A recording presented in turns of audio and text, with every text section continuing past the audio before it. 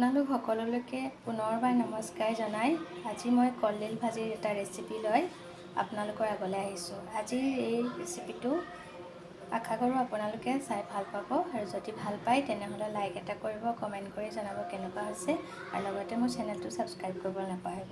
তেতিয়াহ'লে আহকচোন কলডিল ভাজিৰ ৰেচিপিটো বনাবলৈ আৰম্ভ কৰোঁ। কলডিলৰ ভাজি বনাবৰ কাৰণে মই এটা কলডিল লৈছোঁ, দুটা কেঁচা জলকীয়া লৈছোঁ, এটা আলু লৈছোঁ, এটা পিঁয়াজ লৈছোঁ মিডিয়াম চাইজৰ, এটুকুৰা আদা লৈছোঁ, কেইটামান নহৰু লৈছোঁ আৰু মই নিউট্ৰেলা লৈছোঁ। নিউট্ৰেলাখিনি মই আগতীয়াকৈ পানীত তিয়াই ৰাখিছোঁ। আৰু মই লৈছোঁ হালধি, অকণমান মই জালুকৰ গুড়ি লৈছোঁ, এখিলা তেজপাত আৰু নিমখ।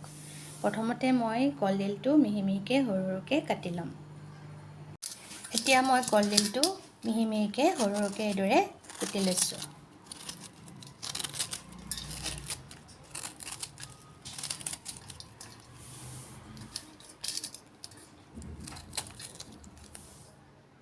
কলডিলখিনি এইদৰে সৰু সৰুকৈ কাটি লোৱাৰ পিছত এতিয়া ইয়াৰ ওপৰত মই নিমখ দিম। মই অলপ সৰহকৈ নিমখ লৈছোঁ আৰু নিমখ দি কলডিলখিনি অতি কমেও মই 10 মিনিট সময় থৈ দিম। আৰু এতিয়া মই কলডিলখিনি 10 মিনিট সময়ৰ কাৰণে থৈ দিম। তাৰপিছত মই কলডিলখিনি ভালদৰে চেপি তাৰ পানীখিনি পেলাই দিম। এতিয়া মই পিঁয়াজখিনি এইদৰে মিহি মিহিকৈ কাটি লৈছোঁ আৰু জলকীয়া দুটা মই এইদৰে ফালি লৈছোঁ দুফালকৈ, নহৰু আদা খুন্দি লৈছোঁ আৰু আলুটো মই এইদৰে টুকুৰা হিচাপত কাটি লৈছোঁ। আৰু নিউট্ৰেলাখিনি ভালদৰে কোমলি যোৱাৰ পিছত মই পানী পূৰা টুকি ৰাখিছোঁ। 10 মিনিটমানৰ পাছত নিমখ দি থোৱা এই কলডিলখিনি মই ভালদৰে মোহাৰি ল'ম আৰু ইয়াৰ পৰা মই পানীখিনি উলিয়াই পেলাই দিম। খুব ভালদৰে এইদৰে মই মোহাৰি ল'ম।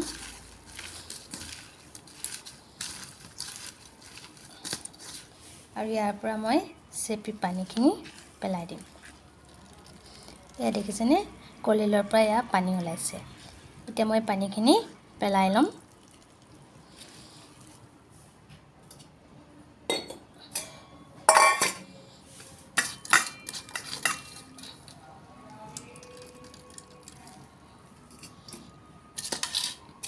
আৰু এতিয়া মই কলডিলখিনি চেপি লোৱা কলডিলখিনি ভালদৰে দুবাৰমান ধুই ল'ম।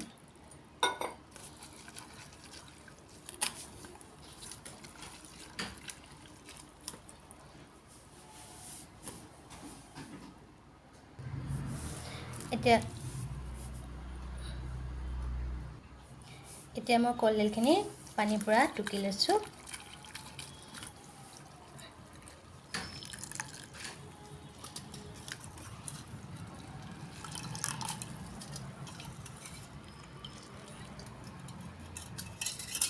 মই আৰু এবাৰ ধুই লৈছোঁ, মই দুবাৰ ধুইছোঁ।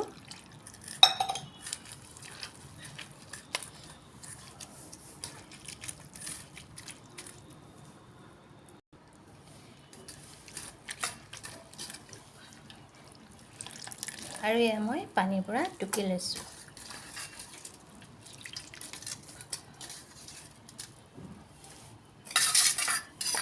এতিয়া ব'লকচোন ভাজিখন বনাবলৈ আৰম্ভ কৰোঁ। মই কেৰাহীত সৰিয়হৰ তেল লৈ লৈছোঁ, অকণমান সৰহকৈ লৈছোঁ। এতিয়া তেলখিনি মই খুব ভালদৰে গৰম হ'বলৈ দিম। তেলখিনি গৰম হৈ গৈছে। এতিয়া মই ইয়াত তেজপাতখিলা দি দিছোঁ। মই নহৰু আদা দিছোঁ। মই পিঁয়াজ দিছোঁ।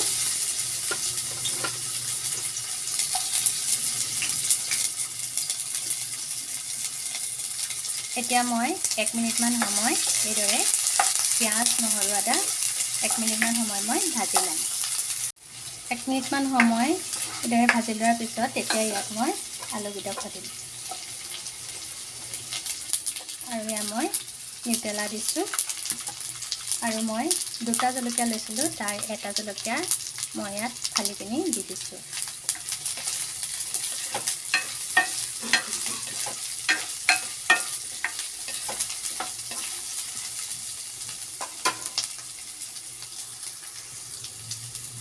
মই হালধি দিছোঁ আধা চামুচৰ জোখত আৰু লৰাই ল'ম প্ৰথমতে।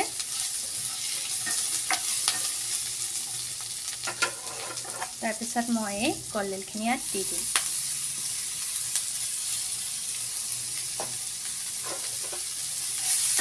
এটা খুব ভালদৰে মই এইদৰে লৰাই ল'ম।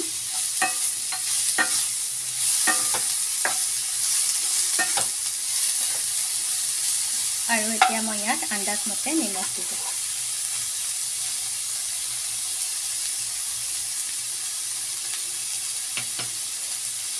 আকৌ এবাৰ মই ভালদৰে লৰাই লৈছোঁ।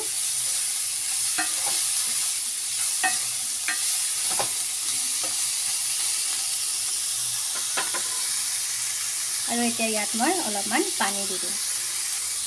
এয়া মই অলপ পানী দি দিছোঁ। বেছি দিয়া নাই পানী, অকণমান দিছোঁ যাতে কলডিল আলু অকণমান ভালদৰে সিজি যায়। আৰু এতিয়া মই ঢাকন মাৰি ভাজিখিনি অকণমান ভালদৰে সিজিবৰ কাৰণে দিম। এয়া মই ঢাক মাৰি দিছোঁ। আৰু এতিয়া জুইৰ ফ্লেমটো মই এতিয়ালৈকে মিডিয়ামতে বনাইছিলোঁ, এতিয়া জুইৰ ফ্লেমটো মই কমাই দিম। আৰু অতি কমেও 10 মিনিট সময় মই ভাজিখন সিজিবৰ কাৰণে ঢাকন মাৰি ৰাখিম।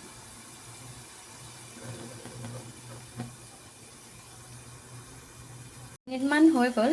এতিয়া ভাজিখন প্ৰায় হৈ গৈছে। এয়া দেখিছেনে? এয়া আলু প্ৰায় সিজি গ'ল। মই মাজত এবাৰ দুবাৰ ঢাকনখন আঁতৰাই ভাজিখন লৰাইছিলোঁ, আপোনালোকেও মাজত একবাৰ লৰাই দিব।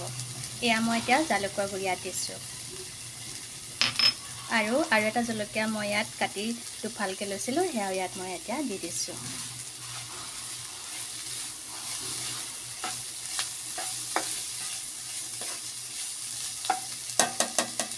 এতিয়া আকৌ মই অতি কমেও 6-7 মিনিটমান সময় ঢাক মাৰি ভাজিখন অকণমান সময় সিজিবৰ কাৰণে ৰাখিম। 6-7 মিনিটমান হৈ গৈছে। এতিয়া মই ঢাকনখন আঁতৰাই চাম। এয়া দেখিছেনে? ভাজিখন সম্পূৰ্ণৰূপে হৈ গ'ল। এতিয়া মই জুইৰ ফ্লেমটো বন্ধ কৰি দিছোঁ। আশা কৰোঁ মোৰ আজিৰ এই কলডিলৰ ৰেচিপিটো আপোনালোকে চাই ভাল পালে। যদি ভাল পায় তেনেহ'লে লাইক এটা কৰিব, কমেণ্ট কৰি জনাব কেনেকুৱা হৈছে। আৰু লগতে মোৰ চেনেলটো ছাবস্ক্ৰাইব কৰিবলৈ নাপাহৰিব। ধন্যবাদ।